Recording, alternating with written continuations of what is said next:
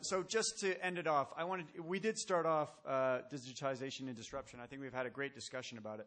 And the 5 rules of survival, I have no idea what they are, but I thought I would throw it over to you guys. Do you want to? Sharing is caring. Do you want to just say 5 survival tips for people out there for the 5 rules, whatever? I'll take a stab at it. So I think there's 3 main trends in the TV business, and if you don't meet those trends, you're doomed. So one is everything's moving to a higher resolution.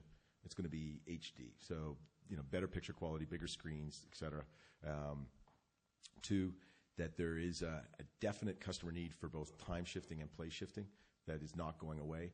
The ability to watch content at a time and place you're choosing, you have to embrace that. You have to get your platform and your technology around that. The third trend was one that I think Gary spoke to yesterday, which is this democratization of content. We're moving from a tyranny of corporations to a republic of users, and there's going to be this huge long tail phenomenon. So this notion that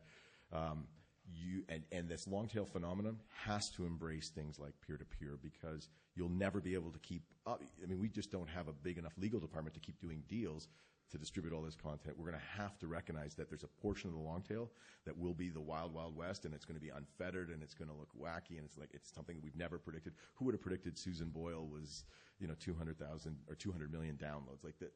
So we have to get our heads around the fact that there will be a portion of this that we don't really have our heads around.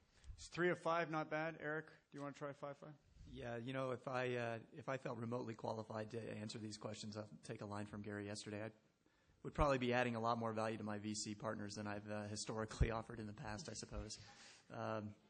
Rules for survival, the points that I do believe too that he made, or maybe certainly one that he made in an offshoot of another, the scarcity and abundance marketplace, I think it's a very real one, and it does change a lot. I mean, if capitalism survives, it will change a lot of these underlying, monolithic, organized media companies. And change isn't always bad. I believe this. I think technology offers opportunities to reinvent, and every time it has done so, it has delivered better and better consumer value, and ultimately we're all consumers.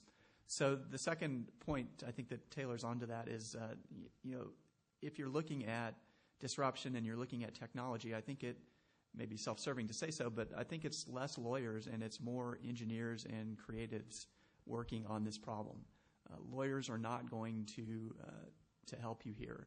Technology is a force. It's akin to gravity. You can't have an argument with gravity. Likewise, you can't have an argument with technology. I firmly believe that.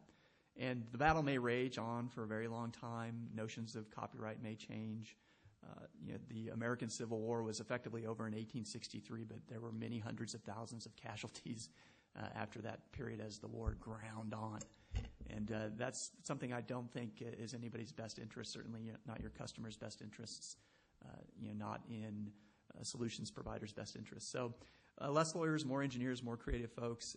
That's probably the only rule that I can think of that would serve anybody. Now, can I please get a cameraman down here? Because what I'd like to do next, I'd like to get both of you to stand up. Cage fight. And I would like to, I want a cage match. No, I would just love to have a picture of you shaking hands across this. Can it happen? Can it happen, Dave? He'll lose his job. He'll lose his No, job. I'm just kidding. It's only a joke. Please give a round of applause for Dave and Eric. They've been fantastic.